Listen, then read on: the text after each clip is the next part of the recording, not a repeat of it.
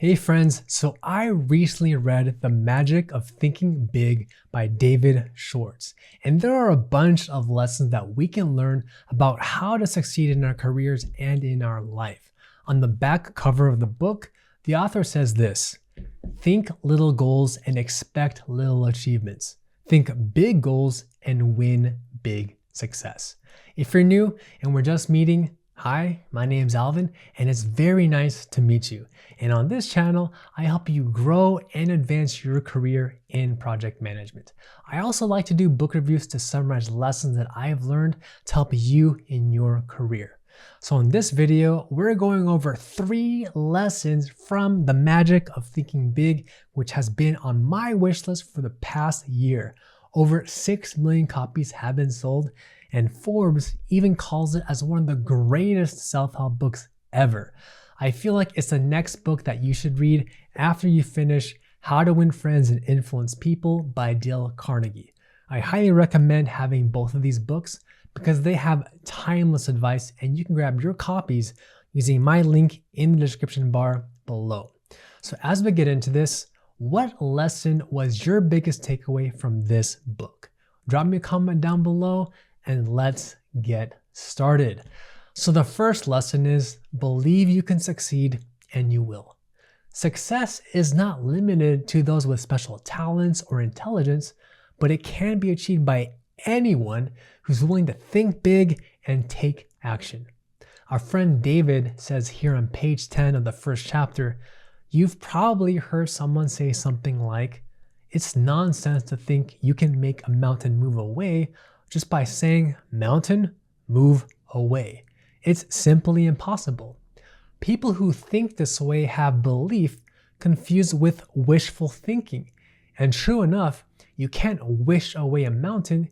You can't wish yourself into an executive suite, nor can you wish yourself into a 5-bedroom, 3-bath house or the high income brackets. And then David goes on to say, belief, the positive I can attitude, generates the power, skill, and energy needed to do. When you believe I can do it, the how to do it develops. So when I read that paragraph is so true.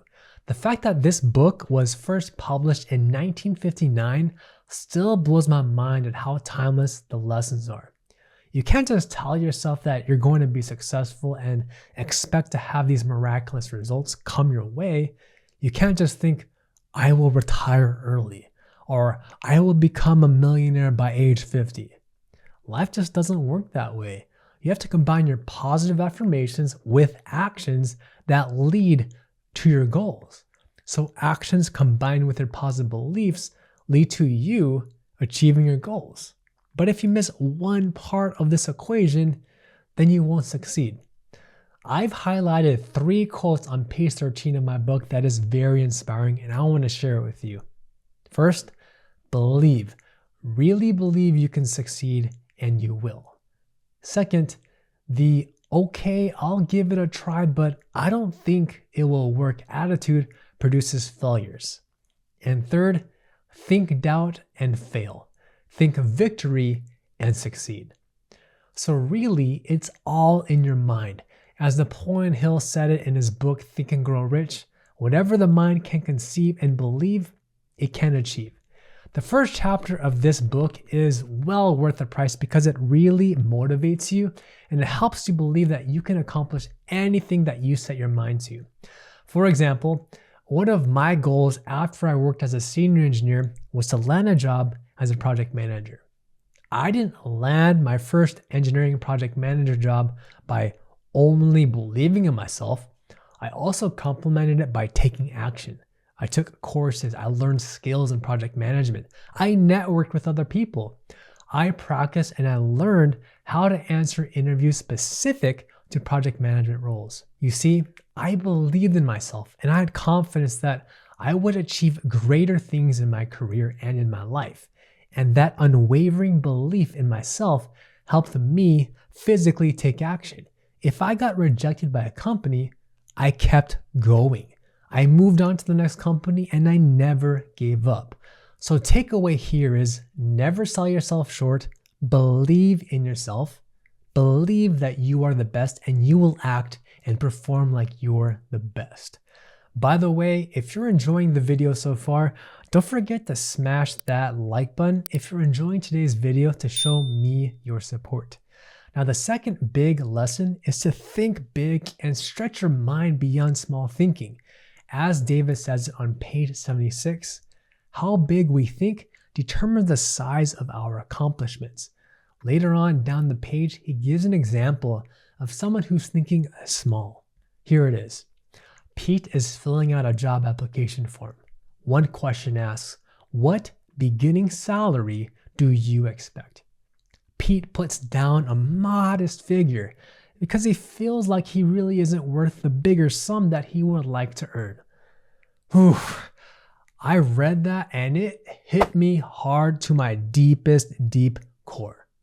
When I graduated college with my engineering degree, I completely lowballed my salary. I was so desperate to get any job that I completely did what Pete did. I put a modest salary, knowing that I am well worth more than $10,000 more than what I put on my job application. It hurt inside when I realized that other entry-level engineers were earning more than me.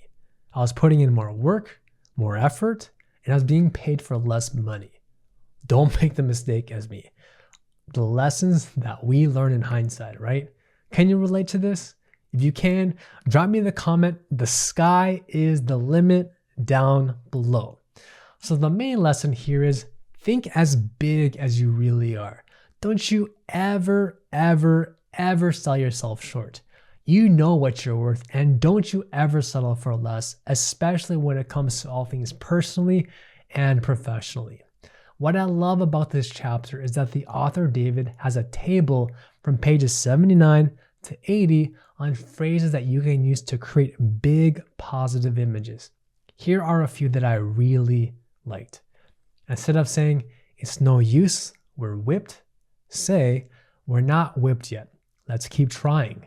Here's a new angle. Instead of saying, I was in that business once and failed, never again. Say this, I went broke, but it was my own fault.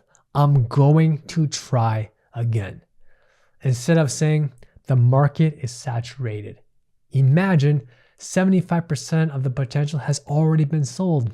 Better get out. Say this phrase to yourself instead.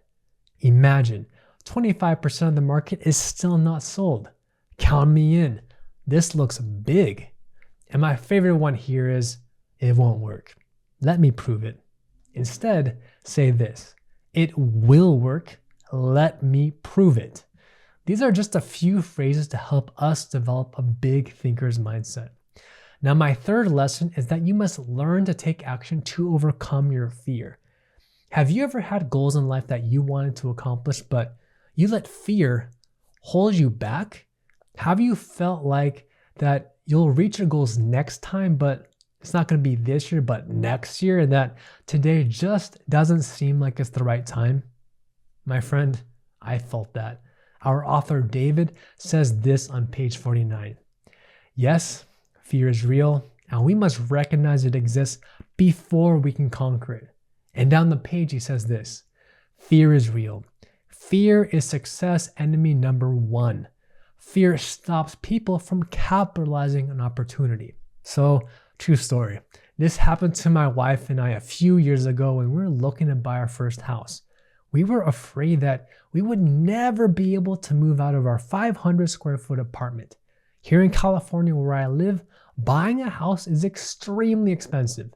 Some houses costing more than $1 million just to have a 4-bed, 3-bath house. Maybe 3-bed, 2-bath house. Talk about expensive, right?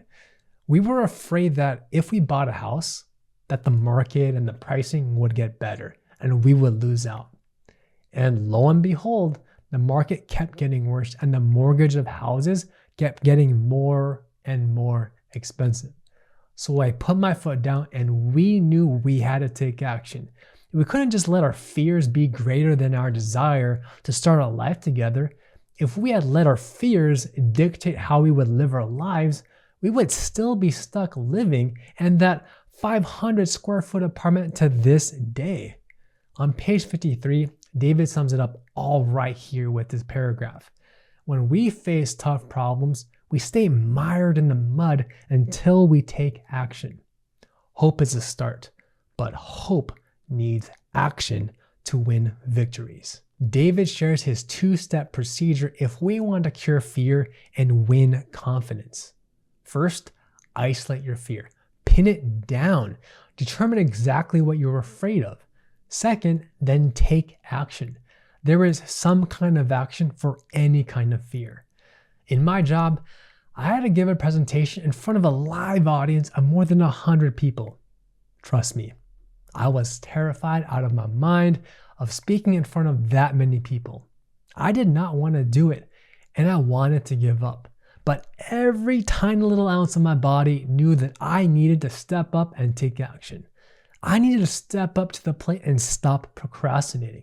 Oh, I'll just practice on the weekend, or I'll just practice the week before my presentation. Nope, none of that. Once I started to practice and rehearse, I slowly built up my confidence over time. And eventually, my confidence was larger than the fears that I had. And on the actual day of my presentation, I spoke as smoothly as I could have in front of a live audience of more than 100 people. It felt good, knowing that I gave my best and I didn't let my fears overwhelm me. So I encourage you, whatever your goals are, don't let your fears stop you from taking action. Let it be a sign that you're moving in the right direction. All you have to do is step into it. Take action promptly and be decisive.